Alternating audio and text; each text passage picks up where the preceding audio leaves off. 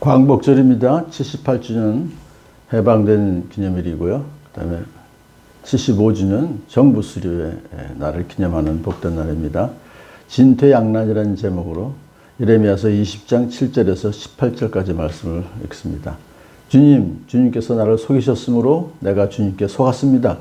주님께서는 나보다 더 강하셔서 나를 이기셨으므로 내가 조롱거리가 되니 사람들이 날마다 나를 조롱합니다. 내가 입을 열어 말을 할 때마다 폭력을 고발하고 파멸을 외치니 주님의 말씀 때문에 나는 날마다 치욕과 모욕거리가 됩니다. 이제는 주님을 말하지 않겠다, 다시는 주님의 이름으로 외치지 않겠다 하고 결심하여 보지만 그때마다 주님의 말씀이 나의 심장 속에서 불처럼 타올라 뼛속에까지 타들어가니 나는 견디다 못해 그만 항복하고 맙니다. 수많은 사람이 수근거리는 소리를 나는 들었습니다. 예레미야가 겁에 질려 있다. 너희는 그를 고발하여라. 우리도 그를 고발하겠다 합니다. 나와 친하던 사람들도 모두 내가 넘어지기만을 기다립니다. 혹시 그가 실수를 하기라도 하면 우리는 그를 덮치고 그에게 보복을 합자 합니다. 그러나 주님은 내 옆에 계시는 힘센 용사이십니다. 그러므로 나를 박해하는 사람들이 힘도 쓰지 못하고 쓰러질 것입니다. 이처럼 그들이 실패해서 그들은 영원히 잊지 못할 큰 수치를 당할 것입니다. 만군의 주님은 의로운 사람을 시험하시고 생각과 마음을 감찰하시는 분이십니다.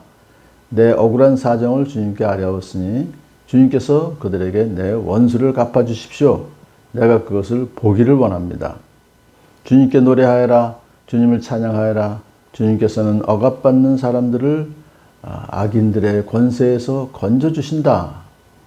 내가 태어난 날이 저주를 받았어야 했는데 어머니가 나를 낳은 날이 복된 날이 되지 말았어야 했는데 나의 아버지에게 아들입니다 아들 하고 소식을 전하여 아버지를 기쁘게 한 그 사람도 저주를 받았어야 했는데 바로 그 사람은 주님께서 사정없이 뒤엎어 놓으신 성읍들처럼 되어서 아침에는 울부짖는 고통소리를 듣고 대낮에는 전쟁의 함성을 들었어야 했는데 내가 모태에서 죽어 어머니가 나의 무덤이 되었어야 했는데 내가 영원히 모태 속에 있었어야만 했는데 어찌하여 이 몸이 모태에서 나와서 이처럼 고난과 고통을 겪고 나의 생일을 마치는 날까지 이러한 수모를 받는가. 아멘. 오늘 본문은 예레미야가 하나님께 불평하면서 기도하고 또 마지막에는 절망의 탄식까지 하는 그런 참 그의 연약한 모습을 또 우리가 볼 수 있고요. 또 한편으로는 그럼에도 불구하고 다시 또 그가 하나님께 대한 신뢰를 다시 확신하게 되고 회복하게 되고 그래서 또 하나님께 찬양을 하는 또 그런 모습을 양쪽의 모습을 다 보는 그런 본문입니다. 불평을 이렇게 시작하죠. 주님께서 나를 속이셨으므로 내가 주님께 속았습니다. 아니 하나님께서 사람을 속이시나요? 그건 아니죠. 그래서 이 속인다는 것은 원어에서는 설득하셨다. 선지자로 예레미야를 부르실 때 이렇게 저렇게 여러 가지 말씀하시면서 그가 당하게 될 핍박과 방해에 대해서도 예고하셨어요 이미. 그러니까 속이신 건 아니에요. 그러니까 속이신 것이 아니라 설득하신 거고 설득에 성공하셔서 예레미야를 선지자로 사역하게 만드신 거죠. 그걸 이제 그렇게 속이셨다.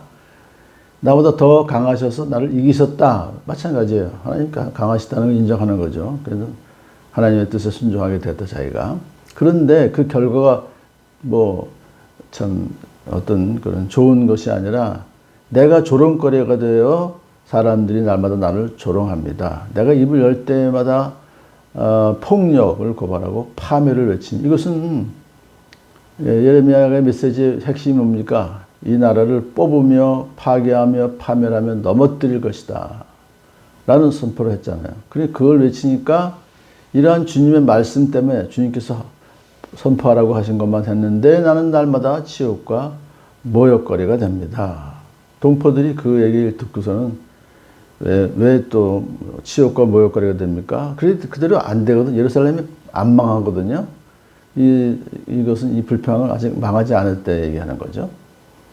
자, 그래서 이제 그렇게 당하다 보니까는 이제 속으로 아이고 안 되겠다. 이제는 주님 말씀을 전하지 말아야 되겠구나. 주님의 이름으로 외치지 말아야겠구나 하고 결심을 해요. 하지만은 그때마다 주님의 말씀이 나의 심장 속에서 불처럼 타올라 뼛속에까지 타들어가니 나는 견디다 못해 그만 항복하고 맙니다.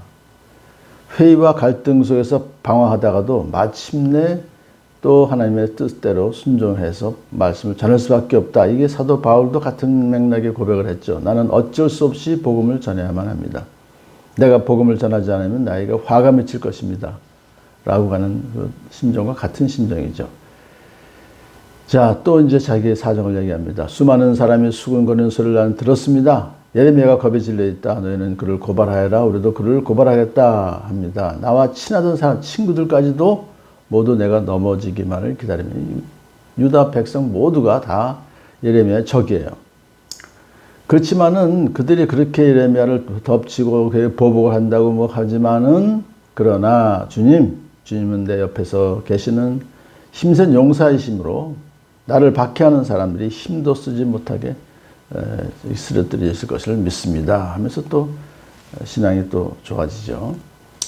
그들이 실패해서 그들은 영원히 잊지 못할 큰 수치를 당할 것입니다. 오늘 8.15 78주년 해방된 나라를 기념하는 날인데요. 이것을 보면서 우리 제가 오늘 580장 찬송을 불렀는데 참 남궁옥 씨가 그 독립운동을 하면서 기도하면서 기다렸던 많은 사람들에게 해방의 기쁨을 주셔서 오히려 일제의 일본 사람들이 영원히 잊지 못할 큰 수치를 당하게 되는 그런 것을 여기서 또 생각하게 되죠. 자, 그 다음에 이제 만군의 주님은 의로운 사람을 시험하시고 생각과 마음을 감찰하시는 분이십니다. 내 억울한 사정을 주님께 아뢰었으니 주님께서 그들에게 내 원수를 갚아 주십시오. 내가 그것을 보길 원합니다. 하면서 또 하나님께 기도해요. 신앙을 회복해서 또 기도를 합니다. 하나님께서 내 억울한 사정을 아시오니 이제 원수 갚아 주십시오. 원수 갚아 달라는 얘기는 자기가 원수 갚는다는 얘기가 아니고 하나님께 맡기는 거죠. 이 기도의 응답은 하나님이 하시는 거니까 우리도 이런 기도를 또 충분히 할 수가 있죠. 자, 그랬더니 이제 응답 받은 거예요. 주님께 노래하여라, 주님을 찬양하여라. 주님께서는 억압받는 사람들을 악인들의 권세에서 건져 주신다. 오늘도 우리를 억압하는 모든 사람들로부터 억압받는 우리들을 하나님께서 악인들의 권세에서 건져 주실 줄 믿습니다. 이것은 구체적인 관계도 마찬가지고요. 개인적인 관계도 마찬가지죠. 자, 그런데 이제 이렇게까지 신앙 고백을 잘 하고 나서는 또 절망에 탄식을 해요. 내가 세상에 태어나지 않았으면 좋았을 거를. 이처럼 어찌하여 이 몸이 모피트에서 나와서 이처럼 고난과 고통을 겪고 나의 생애를 마친 날까지 이러한 수모를 받는가. 너무너무 힘들다는 거예요. 얼마나. 특히 동족으로부터 친구들까지 배반하고. 그래서 그런 걸 또 당하죠. 이 선교, 이제 이 선지자의 사명은 좋은 말만 하는 게 아니라 그 듣는 자들에게 나쁜 말을 또 해야 되기 때문에 그렇게 참 자신의 출생을 저주할 정도로 깊은 절망에 빠졌다가도 또 동시에 하나님이 어떤 분이신가를 묵상하면서 하나님께서 나의 생각과 마음을 감찰하시는 분이기 때문에 다시 나의 사정을 주님께 아뢰할 때 또 응답해 주실 줄을 믿습니다. 내 원수를 갚아줄 줄을 믿습니다 하면서 맡겨진 예언자의 사명을 오늘도 감당하며 살아가는 복된 하루 되기를 축복합니다.